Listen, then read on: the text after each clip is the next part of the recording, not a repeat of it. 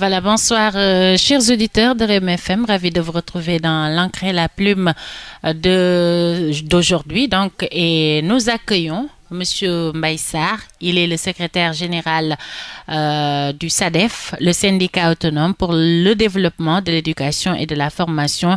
Il est également le vice-coordonnateur du G20. Bonjour, Monsieur Sarr.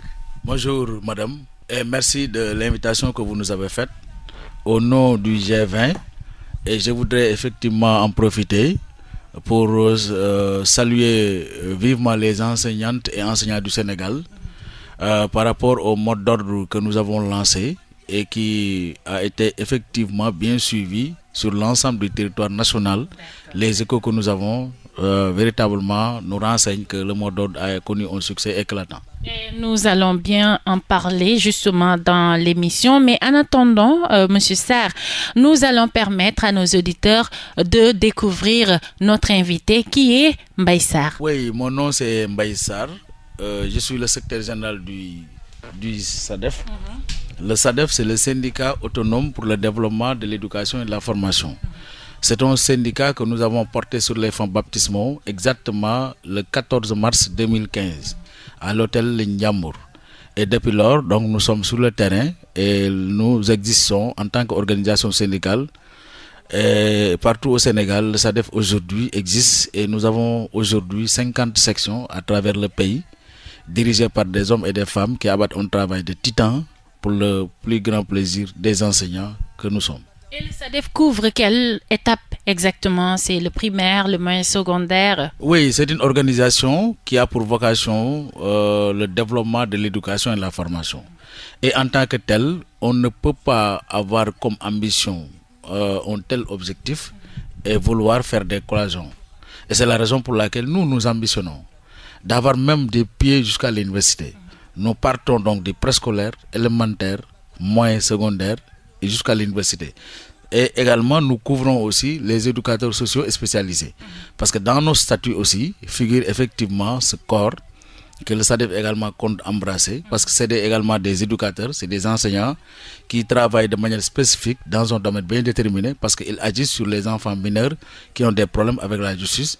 Et également, ces derniers doivent également avoir un plan de carrière que le SADEF est censé aujourd'hui protéger pour les défendre. Parce qu'ils ont des revendications spécifiques par rapport à leur corps. Et c'est pourquoi également nous avons fait une ouverture par rapport à ce corps que nous comptons aussi embrasser et nous prenons en charge aussi les revendications. Pour dire donc, mais en vrai dire, notre présence est plus ressentie dans le collège préscolaire élémentaire.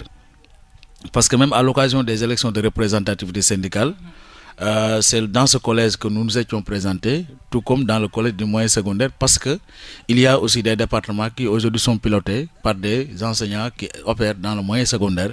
C'est pourquoi donc nous avions comme ambition de concourir à travers ces deux corps. Mais au terme de ces élections de représentativité, donc nous avons gagné la région de Kaolack dans le collège préscolaire élémentaire. Et il faut dire qu'effectivement dans ce collège préscolaire élémentaire, donc nous nous sommes classés 7e à l'occasion des élections de représentativité. Tant et si bien même que notre organisation venait de naître parce qu'on a reçu notre récépissé de reconnaissance exactement le 29 août 2016.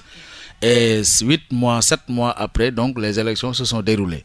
On n'avait pas de moyens, on n'avait rien, donc on a fait juste que déposer notre candidature tout en tendant la main aux enseignants. Et effectivement, ces enseignants nous ont fait confiance et ont opté pour le SADEF, ce qui nous a donné ce rang-là.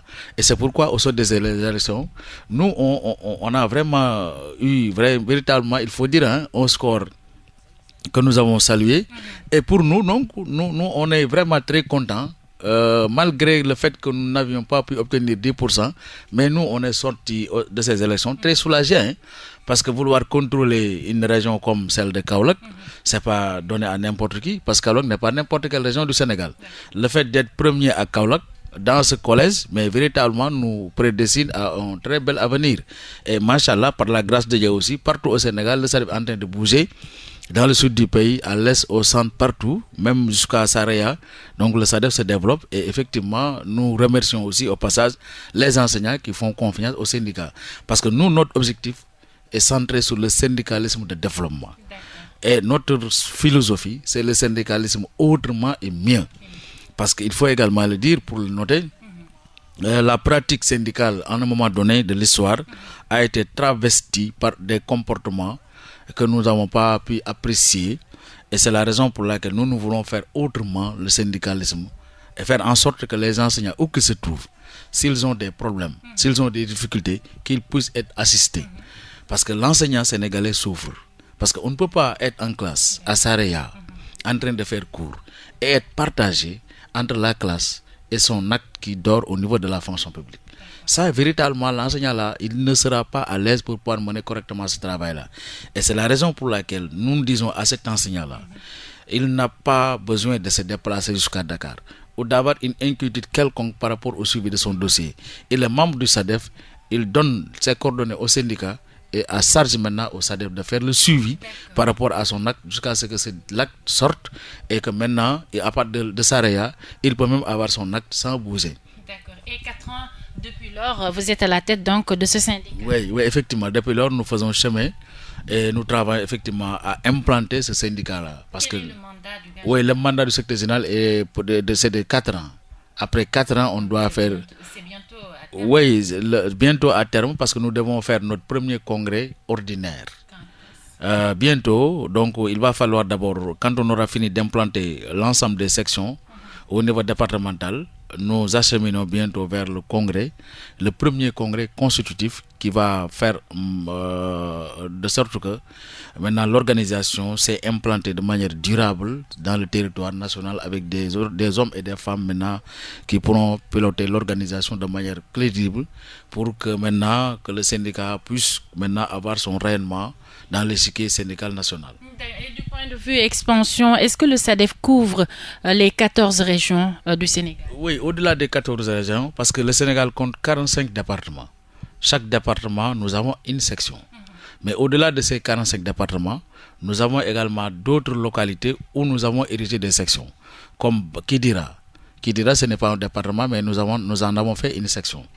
Les Parcelles Assainies, ce n'est pas un département, mais nous en avons fait une section. Thiaroye également, même chose. Bon, Keur Massar aussi, même chose. Nous comptons également ériger une section dans le nord du pays, notamment à Richard Toll.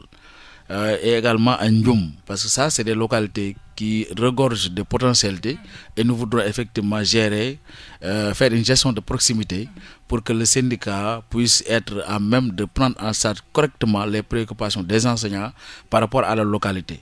Et également au niveau de Pété aussi, nous avons une section parce que dans le département de Podor, il y a 2 inspections, il y a Podor et Pété.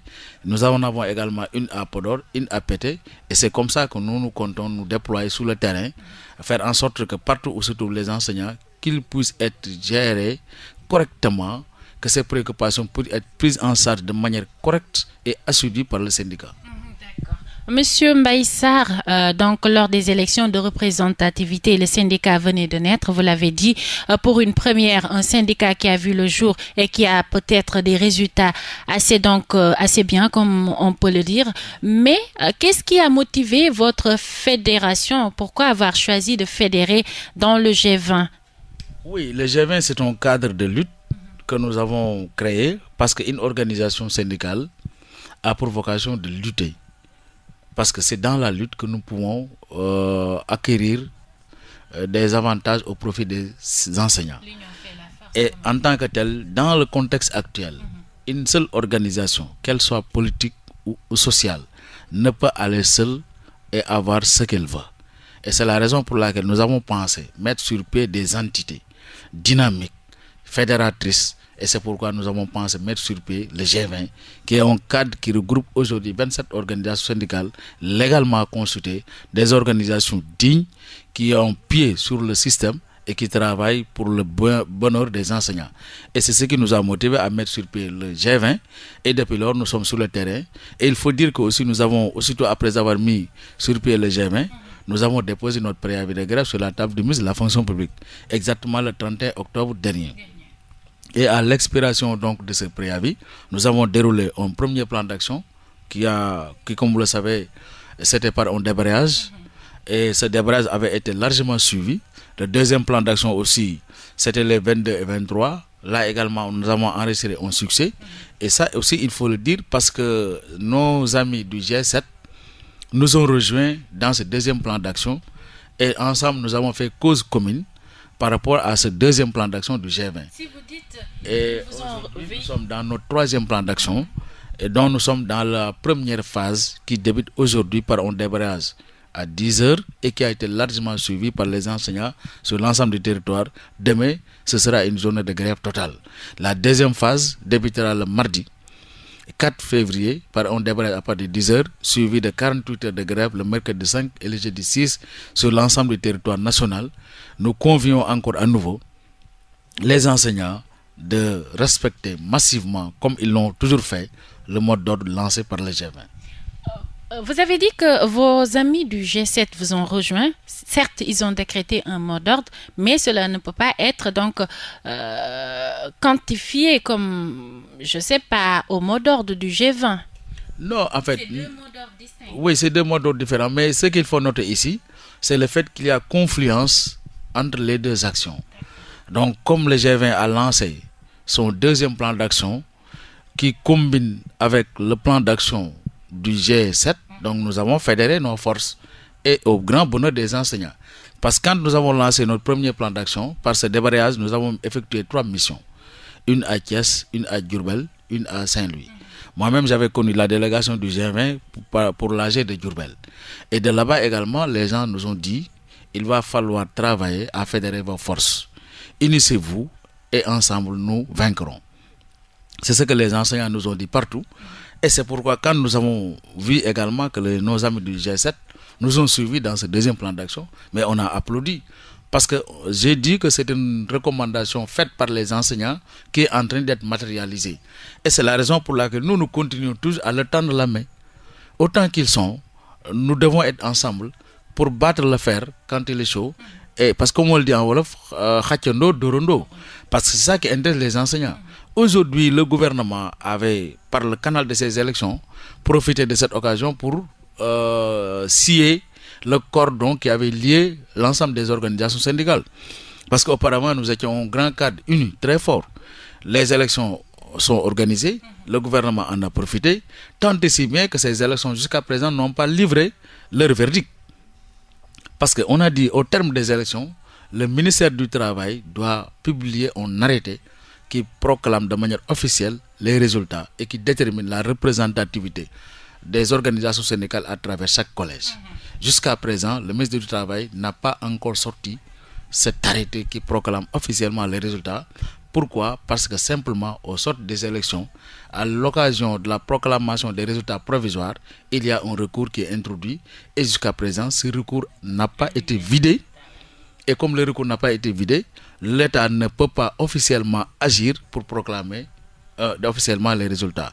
Mais l'État fait du matai parce que lui-même sait que ce qu'il fait, c'est pas normal parce que ne reposant sur aucune légalité. L'État agit de manière illégale en choisissant un groupe de syndicats avec lesquels il discute et jusqu'à présent, les enseignants en ont le ras-le-bol. Parce qu'une majorité doit servir à quelque chose. Vous dites que vous êtes majoritaire, le gouvernement parle avec vous, mais en fait, quels sont les résultats issus de vos discussions? Eux-mêmes, ils se sont obligés de s'engager dans la lutte. Parce que l'enseignant sénégalais souffre. Et seule la lutte pourra permettre aux enseignants de se libérer de leur souffrance. Et si une organisation, quelle que soit sa taille ou sa grandeur, se camoufle dans sa tire d'ivoire et opte pour une autre vision que de lutter, mais il est évident qu'il risque de perdre ses militants. Et c'est la raison pour laquelle je les vois un peu s'agiter pour s'engager dans la lutte. Et c'est pourquoi nous les demandons, pendant il est encore temps, de nous réunir, de réunifier nos forces, afin que les enseignants puissent avoir gain de cause. Parce que la finalité, c'est que les enseignants obtiennent la matérialisation des accords signés. Le troisième plan d'action donc a été décrété, comme vous venez de le dire, une situation. Est-ce que le plan a été suivi? Oui, il faut également le dire, et pour s'en féliciter. Parce que j'ai fait le point depuis ce matin avec l'ensemble des responsables de mon organisation, le SADEF. Partout où ils sont, le plan d'action a été très largement suivi. Parce qu'il faut aussi le dire, aujourd'hui, le SADEF est fortement représenté dans toutes les localités du pays. Et à Kaolack, à Guinguinéo, à Vélingara, à Tambacounda, un peu partout au Sénégal, les gens nous ont fait le point et la grève est largement suivie. Et aujourd'hui, il faut le dire, les enseignants de manière unanime ont suivi le mot d'ordre. Ils n'ont même pas regardé s'ils sont du G7 ou du G20. C'est un mot d'ordre qui est lancé par un cadre crédible qui s'appelle le G20 et les enseignants partout au Sénégal ont suivi massivement ce mot d'ordre. Mais est-ce que l'impact est aussi significatif? Est-ce qu'il y a des écoles, par exemple, où il n'y a absolument pas cours parce que le G20 a décrété? Mais oui, paralysie totale. Mais ici, dans les écoles, notamment à Clémenceau, il y a 2 écoles qui partagent l'entité. Allez-y là-bas. Non, il n'y a pas cours. Il y a également Mourdiop, etc. Il y en a un peu partout au Sénégal. Hein. Partout. Mais allez-y à Kaolack, à Thiès, partout. Et les écoles entières ont quitté. Les enseignants et les élèves ont quitté l'école depuis 10 heures. Et le gouvernement le sait parfaitement. Il sait qu'aujourd'hui, le G20 mobilise. Le G20 paralyse le système. Et le gouvernement se doit de tenir compte de ça pour organiser une rencontre avec le G20. C'est la seule issue, c'est la seule chose qui peut donner une issue heureuse à notre plan d'action. C'est ça. Je rappelle, chers auditeurs, que nous recevons donc M. Mbaye Sarr. Il est le secrétaire général du SADEF, le syndicat autonome pour le développement de l'éducation et de la formation. Il est également le vice-coordonnateur du G20, M. Sarr. Pour parler de votre mot d'ordre de grève, on a vu donc sur la plateforme revendicative le respect des accords signés, entre autres points. Parlez-nous des points justement de cette plateforme revendicative. Oui, comme vous l'avez déjà dit, on aurait dû se limiter à ce point-là. Respect du protocole d'accord signé le 17 février 2014. C'est ce protocole dont il est question aujourd'hui. Donc nous avons demandé au gouvernement de respecter ces engagements pris et qui sont contenus dans ce protocole-là. Point. Maintenant, il y en a d'autres questions nouvelles que nous avons voulu adjoindre à ce protocole-là. Notamment la question relative aux enseignants décisionnaires. C'est des enseignants qui aujourd'hui sont victimes d'une injustice. Parce qu'il y en a certains qui, au moment d'avoir le diplôme, ils avaient moins de 35 ans. Mais compte tenu des lenteurs et lourdeurs administratives qui plombent leur carrière, soit ils ont tardé à être vus à la pratique, et chaque année, c'est une année de plus sur leur carrière, soit après avoir été vus à la pratique, l'arrêté d'admission au CAP ou CAP a tardé à sortir, c'est des années de plus sur leur âge. Ou bien après avoir obtenu l'arrêté, une fois que l'acte, le dossier soit déposé à la fonction publique pour avoir un acte de titularisation, le dossier a dormi dans le circuit pendant longtemps, ce qui fait qu'au moment d'obtenir l'acte, ils ont déjà largement dépassé l'âge requis pour être fonctionnaires. Et ils sont versés dans la catégorie des agents décisionnaires. Et il y en a certains également qui, au moment d'embrasser le métier, sont déjà âgés. Mais compte tenu de la conjoncture économique qui frappe le monde du travail et les difficultés dans lesquelles se trouvent de jour en jour les travailleurs, mais il va falloir penser à la protection sociale des enseignants. Et c'est la raison pour laquelle nous avons demandé à ce que l'État revoie et corrige le décret 74-347 qui régit ce corps, pour qu'au moment où ils doivent aller à la retraite, qu'ils puissent avoir un traitement salarial par rapport à leur pension, qu'il y ait une pension décente. Même si le salaire aujourd'hui, on sait que le salaire en lui-même ne peut pas couvrir les charges au niveau de la famille, à plus forte raison si on doit partir à la retraite. Et c'est la raison pour laquelle, souvent je le dis, la retraite aujourd'hui au Sénégal, c'est comme une chambre où on entre et là-bas, on attend la mort. Et c'est ce qui est grave. Parce que dès lors qu'on franchit le seuil de ce portail, mais il est évident qu'on est stressé, qu'on est angoissé, qu'on est meurtri, on a des soucis. Et là, par rapport à l'âge, mais il est évident que cette personne de jour en jour maigrit, parce qu'il est pensif, il ne mange pas correctement, il ne dort pas correctement, et tant et si bien qu'avec la vie, les charges là, mais la mort risque de l'atteindre, parce qu'il y a des maladies qui vont venir très vite, et rapidement la personne risque de crever. Et c'est ce que nous voulons éviter ici aux enseignants. Nous voulons qu'après la retraite, que l'enseignant décisionnaire puisse avoir un traitement décent, et que ceux-là qui sont victimes des injustices liées à leur intégration, que ces enseignants-là puissent être repris dans le corps des fonctionnaires, au moins que par rapport à la retraite, parce que la finalité c'est la retraite. Maintenant, on ne peut pas voir qu'au terme de la retraite, que les enseignants se trouvent dans des conditions difficiles. Et c'est ce que nous voulons les éviter. C'est pourquoi nous avons mis ce point-là dans notre plateforme. Nous avons aussi demandé au gouvernement du Sénégal d'arrêter cette politique de spoliation des salaires des enseignants. Parce que, comme vous le savez, les enseignants sénégalais sont les seuls agents de l'État à qui on réserve un traitement particulier au niveau des impôts et domaines. On leur implique des sommes extrêmement graves, sont prélevées sur leur salaire à chaque fin de mois. Donc ça, c'est des appelés impôts. Et quand un enseignant reçoit un rappel, les mois qui suivent, on prélève encore des sommes exorbitantes sur son salaire et étalées jusqu'au mois de décembre, appelé toujours impôt. On ne comprend pas. Et on voit que seuls les enseignants sont victimes de ce système. Et c'est pourquoi nous avons dit arrêt systématiquement de ce système de spoliation des salaires des enseignants. Ce que nous avons appelé la surimposition. Nous avons également demandé au gouvernement du Sénégal d'apurer la dette qu'il doit aux enseignants. Et que cette dette avait été chiffrée par l'État en octobre 2017 à hauteur de 100 milliards. Et jusqu'à présent, presque rien n'est fait. On nous fait comprendre qu'aujourd'hui, on est à 50 milliards, etc. Imaginez, depuis 2017, entre-temps, des actes se sont ajoutés, soit validation, soit avancement, soit intégration, et les rappels également doivent gonfler. L'enveloppe également devient de plus en plus importante, et nous demandons au gouvernement d'apurer la dette qu'il doit aux enseignants. Parce que à chaque fois que les enseignants partent en grève, on dit de nous bëgg xaalis.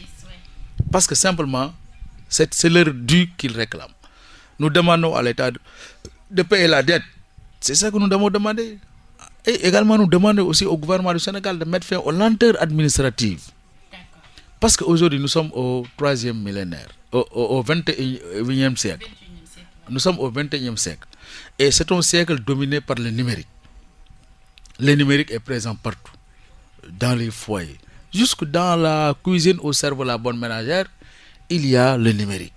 Donc, on ne peut pas comprendre qu'un État organisé ne puisse pas mettre en œuvre ce principe du numérique pour dématérialiser et faciliter. Macky Sall, vous ne pensez pas qu'il est dans cette logique quand il dit qu'on doit réformer donc l'administration sénégalaise? Mais c'est vrai, il l'a dit, mais entre le dire et le faire, il y a la mer. Nous voulons que la parole soit jointe à l'acte. C'est ça qui intéresse les enseignants. Parce que les enseignants veulent du concret. Mais c'est resté ici chaque année à nous sortir la théorie. Donc nous en avons assez. Ce que nous voulons, c'est qu'on aille rapidement matérialiser les accords. Ce que nous avons dit qu'on matérialise. Ensuite également, comme vous l'avez dit, parlant justement du chef de l'État, il a dit dans son discours du 31 décembre que les enseignants réclament de l'argent, qu'on leur augmente le salaire. Mais ce n'est pas ça que nous demandons. Nous demandons qu'on nous donne notre dû. L'État nous doit de l'argent qui est aujourd'hui estimé à des milliards, que l'État nous donne ce qu'il nous doit. C'est ça que nous demandons, pas plus. Ensuite également, c'est le président de la République lui-même qui s'était engagé, sans que personne ne le lui dise.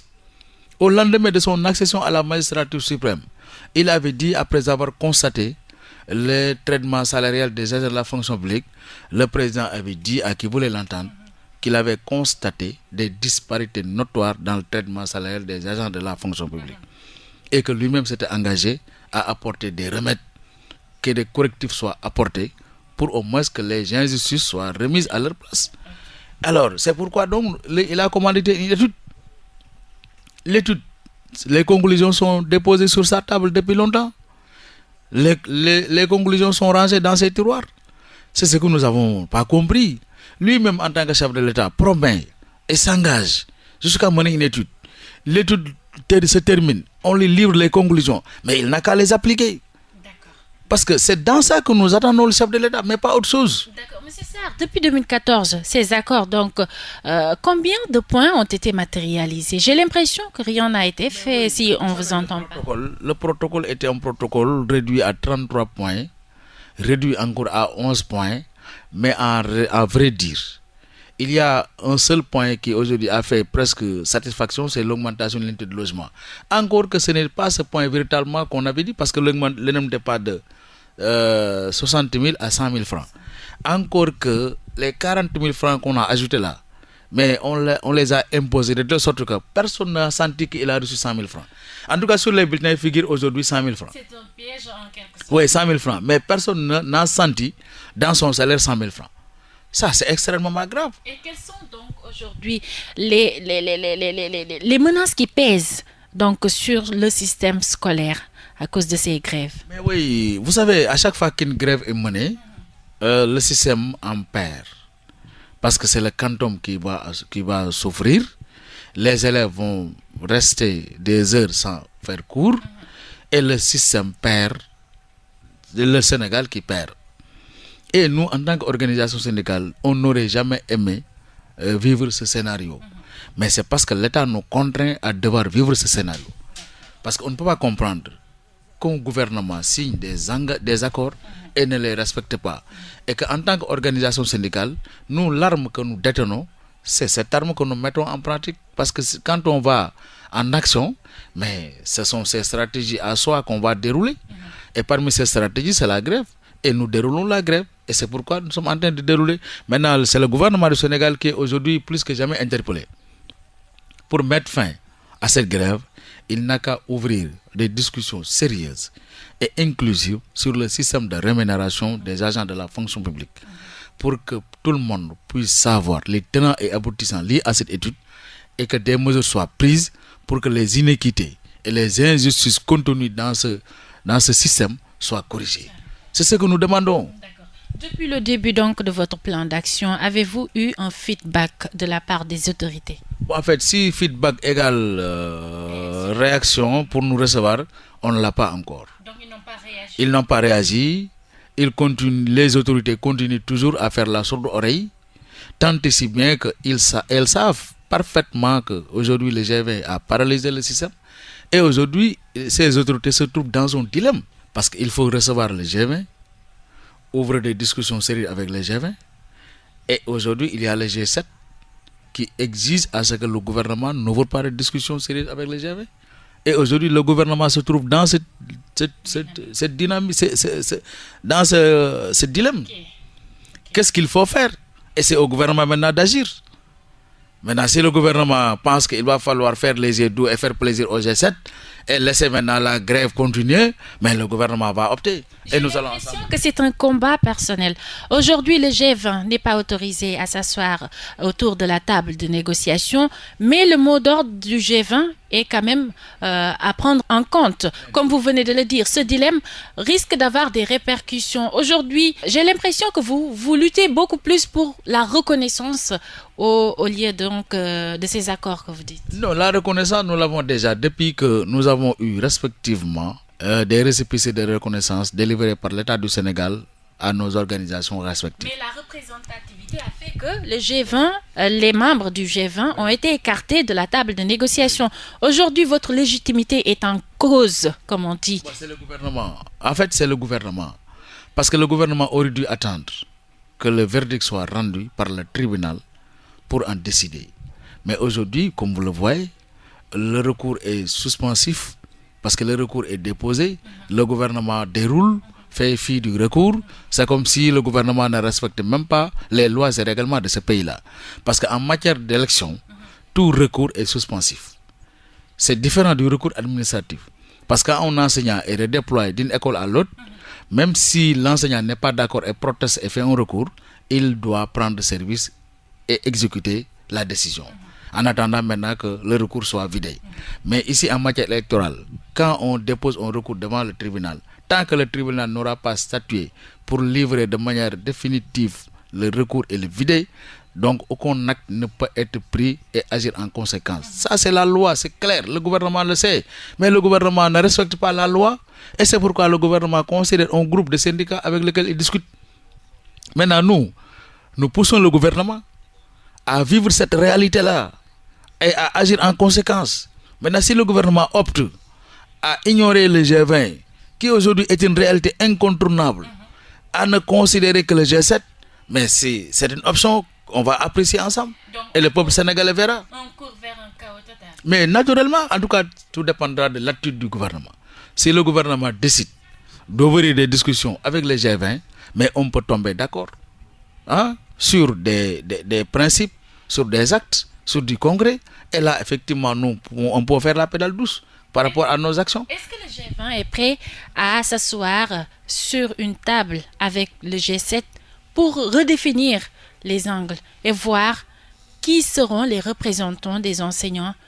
Vous ajoutez ou vous alliez au G7. Non, Est-ce que vous êtes prêts? Non, on ne sera jamais d'accord pour que le G20 s'allie au G7. Ah ouais? Mais naturellement, mais ça dit, nous sommes tous des organisations à égale dignité.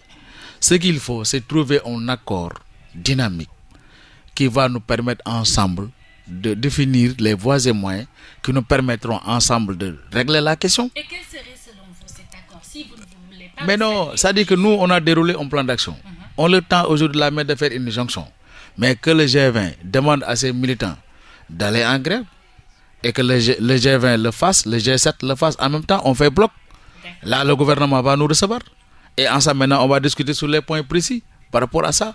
Mais là également, on peut trouver un gentleman agreement. Donc le G20 et le G7 se réunissent, discutent, élaborent un mécanisme de fonctionnement. Et là, il n'y a pas de problème. On va voir sur quel angle aborder la négociation, sur quel format, comment s'y prendre. Et ensemble, maintenant, on peut faire jonction. Et nous travaillons véritablement à faire appel à eux pour créer une jonction dynamique. Et laquelle jonction sera bénéfique aux enseignants. Les enseignants n'ont pas intérêt à ce qu'il y ait année blanche ou ce que les cours soient paralysés. Des propos donc du ministre de l'Éducation nationale. A-t-il raison de les dire? Oui, il a raison parce que nous, on n'a même pas ambition de vivre une année blanche.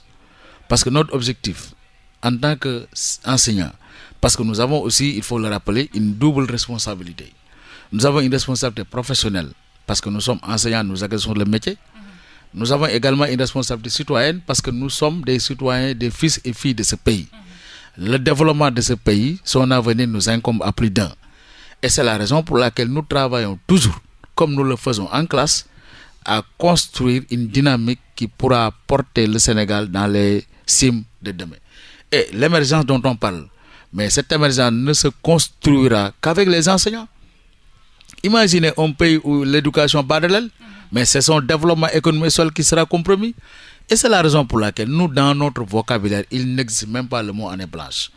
Mais nous, on mène une lutte et c'est au gouvernement maintenant de déterminer la fin de cette lutte-là. Et tout dépendra du comportement du gouvernement. Si le gouvernement nous reçoit, ouvre avec nous des discussions sérieuses, mais on peut trouver un accord. Pensez-vous que cela soit d'actualité? Mais tout dépend. Que le gouvernement donc revienne en arrière pour discuter avec le G20. Mais oui, tout dépendra du gouvernement. Hein. Si le gouvernement opte aujourd'hui, dès demain, nous pourrons ouvrir des discussions. Si on nous appelle, effectivement, nous allons répondre. Et nous allons discuter sérieusement sur les questions qui hantent aujourd'hui le sommet de tout enseignant et que je viens de vous les réénumérer. Maintenant, c'est au gouvernement de voir quelle conduite à tenir. Est-ce qu'il faut ouvrir des discussions ou est-ce qu'il faut laisser la lutte continuer? C'est au gouvernement d'opter. La lutte du G20. Mais naturellement, parce que le G20 va continuer, nous sommes à notre troisième plan d'action. Et au terme de ce troisième plan d'action, nous allons l'évaluer. Et si le gouvernement continue à faire dérouler le pourrissement de la situation, mais nous allons convoquer tous les enseignants du Sénégal le mercredi 19 février prochain pour organiser une marche ici à Dakar. Parce que d'ores et déjà, les enseignants sont à pied d'œuvre pour préparer cette marche-là partout au Sénégal. Ils s'activent déjà à mettre sur pied des mécanismes de comment faire pour aller à la capitale. Et là également, tout le Sénégal verra ce que les enseignants sont capables de faire dans ce pays-là. Parce que nous sommes des acteurs potentiels de l'économie et du développement de ce pays-là. Donc notre action s'inscrit dans l'action du peuple. Il faut que le président le sache. Je rappelle, chers auditeurs, que nous recevons M. Mbaye Sarr. Il est le secrétaire général du SADEF, le syndicat autonome pour le développement de l'éducation et de la formation, vice-coordonnateur également du G20. À voir le déroulement des choses, le président a entendu le mot d'ordre ou le cri de cœur. Donc, il a activé le monitoring. Il a donc instruit ses ministres sectoriels pour un peu donc voir la situation avec les enseignants. Comment appréciez-vous justement ce fait? Bon, nous, tel que vous l'avez dit, c'est un constat que nous avons fait, mais ce monitoring ne nous engage pas, dans la mesure où le président, quand il l'a dit, c'est Cheikh Kanté qui a été mis en avant, et nous avons pensé que Cheikh Kanté n'est pas la personne crédible pour diriger ce monitoring-là. Parce que si le président avait sérieusement opté pour une solution idoine de ces questions-là, mais il devait laisser à Boun Abdallah Dionne, celui qui avait piloté des mains de maître, des discussions, de continuer le processus. D'autant plus qu'il est là. Mais parfaitement, mais naturellement, mais nous n'avons pas de choix par rapport à cette question-là, parce que c'est le président qui définit l'organigramme de son gouvernement et choisit de mettre en place un premier ministre ou de ne pas le mettre. Mais l'essentiel, c'est que les accords que nous avons signés puissent connaître un succès. C'est ça que nous voulons. Maintenant, le président a décidé de supprimer le poste de premier ministre. Il a mis le premier ministre à ses côtés, mais il aurait dû demander à ce dernier de continuer. Mais pourquoi créer une rupture et amener une autre personne? Encore que celle-là ne maîtrise même pas les tenants aboutissants liés à ces questions-là. En fait, c'est un bana-bana. Mais c'est un bana-bana qu'on met au devant de l'actualité pour gérer la situation scolaire. Mais c'est la raison pour laquelle nous, on n'a aucun crédit à donner à ce monitoring, parce que les gens qui travaillent par rapport à ce monitoring-là, mais vous les voyez, ils sont tous dessus. Ça, on tourne en rond. On n'avance pas. Le monitoring est-il le bon format? C'est une stratégie pour tourner en bourrique ces gens-là. Oui, c'est ça. Et donne l'impression que le gouvernement s'active, alors que le gouvernement ne fait rien. Hein? Vous faites des actions, on vous reçoit, on discute avec vous pendant 5 heures, 6 heures de temps. Maintenant, chacun part de son côté, on dit le gouvernement va vous recevoir. Vous déroulez encore des plans d'action et on continue comme ça, dans ces logiques. Et c'est la raison pour laquelle cette année, les enseignants du Sénégal, nous avons dit, nous G20, qu'ils veulent en terminer une bonne fois pour toutes avec ces grèves. Parce qu'on ne peut pas qu'à chaque année scolaire dérouler des plans d'action suivant les mêmes objectifs. Il faut faire la grève une bonne fois pour toutes, que le gouvernement respecte ses engagements une bonne fois pour toutes, et c'est fini. L'année prochaine, on va parler d'autres choses. Et c'est ça. S'attendre à une intensification du mot d'ordre? Mais naturellement, oui, au sortir de ce troisième plan d'action, après son évaluation, on va dérouler la marche. Mais avant la marche, il y aura effectivement un quatrième plan d'action qu'on va lancer. Maintenant, on va continuer au crescendo jusqu'à ce que le gouvernement respecte ses engagements. Doit-on craindre une année blanche? Non, peut-être tout dépendra du gouvernement. Hein. Si le gouvernement opte effectivement pour ça, mais nous sommes là pour vivre la situation. Ce sera malheureux pour tout le monde. Non pas pour les enseignants que nous sommes, mais pour le président lui-même. Parce que l'histoire du Sénégal retiendra que nous avons vécu encore sous son magistère une année blanche. Et je pense que le président se doit de travailler à ne plus jamais vivre ça. Parce que le président Abdou Diouf l'a vécu. Ça a été un goût amer et qui a traversé sa carrière en tant que chef d'État. Aujourd'hui, si le président Macky Sall opte pour que les enseignants du Sénégal, le système éducatif sénégalais renoue effectivement une année blanche, mais cela va être inscrit en lettres d'ordre et sous son magistère. D'accord. Encore les enseignants, M. Mbaye Sarr. Aujourd'hui, on parle d'agression d'enseignants. Le cas a été observé au lycée Blaise Diagne, à Djembereng, et les années précédentes également, on a noté également des cas similaires. Aujourd'hui, quel commentaire sur ces faits? Oui, d'abord, nous avons déploré ces faits. D'abord, quand ce fait a été produit au CM de Bukot Djembereng, nous avons même lancé une journée de grève totale en guise de solidarité et de soutien à l'endroit d'Henri Bernard Coly. Au niveau du SADEF d'abord, du SADEF. Parce que le GV a déploré le fait, mais le SADEF avait demandé à tous ses militants et sympathisants où qu'ils se trouvent, et de manière générale à tous les enseignants du Sénégal, en guise de solidarité et de soutien à Henri Bernard Coly, d'observer une journée morte pour que le gouvernement sache que les enseignants ne sont pas n'importe qui. Ils méritent respect et considération. C'est ce que nous avons dit. Et également, nous avons déploré aussi quand le fait s'est produit au CM Blaise Diagne. Nous avons aussi condamné fermement cet acte et nous avons demandé à l'État de garantir la paix et la sécurité dans les établissements pour que les enseignants puissent enseigner correctement. Parce que si on laisse la situation continuer, le phénomène risque de se répandre et à partir de ce moment, on risque de vivre un phénomène catastrophique parce que l'enseignant qui viendra en classe, mais risque de venir en armes. Et là également, ça peut nous conduire à des dérives. Justement, Dame Bodj, on le voit prôner cela. L'enseignant doit s'armer aujourd'hui pour se protéger. Est-ce que c'est la bonne solution? Est-ce que la solution ne devrait pas venir d'ailleurs? Non, c'est parce que nous ne voulons pas en arriver là que nous demandons à l'État de trouver les voies et moyens afin que la paix puisse être mise dans l'espace scolaire. Parce qu'on ne peut pas être dans une classe en train de faire cours et être agressé après au sortir ou dans la cour, dans la classe même. C'est ça que nous ne pouvons pas comprendre. Et en tant qu'organisation syndicale, nous devons d'abord de défendre l'enseignant. Son intégrité physique et morale doit être sauve. Et l'État aussi doit travailler effectivement à garantir les conditions de paix et de sécurité dans l'espace scolaire, afin que les enseignants puissent enseigner correctement et que les élèves puissent recevoir correctement les enseignements apprentissages. C'est ça que nous demandons à l'État et c'est à quoi nous invitons l'État et le gouvernement.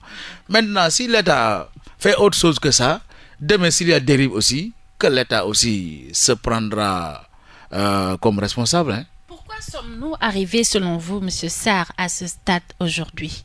Puisque jadis, un élève n'osait même pas regarder son enseignant, voire même lever le bâton contre lui. Oui, c'est le bouleversement. C'est tout ça, c'est parti de la mondialisation. Hein. C'est le phénomène de la mondialisation qui a engendré tout cela. Ce sont les conséquences de ce phénomène que nous vivons. Avec le boom que nous avons pu noter, effectivement, aujourd'hui, l'éducation, en tant que telle, de manière traditionnelle, telle que nous l'avons reçue, ce modèle d'éducation aujourd'hui est remis en cause. Parce que le parent d'élève, qui jadis pouvait avoir une mainmise et un contrôle exact sur son enfant, et lui prodiguer une éducation normale, d'abord à la maison, avant que cet enfant ne quitte la maison pour aller à l'école. Mais aujourd'hui, il y a un faisceau entre le parent et l'enfant. Et ça, c'est le réseau social qui est passé par là. Parce que quand le parent éduque l'enfant, mais les enseignements qu'il donne à son enfant, avant que l'enfant ne les assimile, il y a le réseau social qui est là, qui éduque également et qui donne une autre forme d'éducation à l'enfant.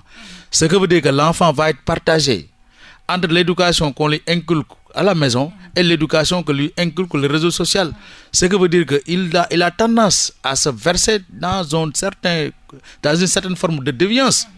Ce qui amène l'enfant à avoir des comportements malveillants et des conduites que nous voyons dans le système actuellement.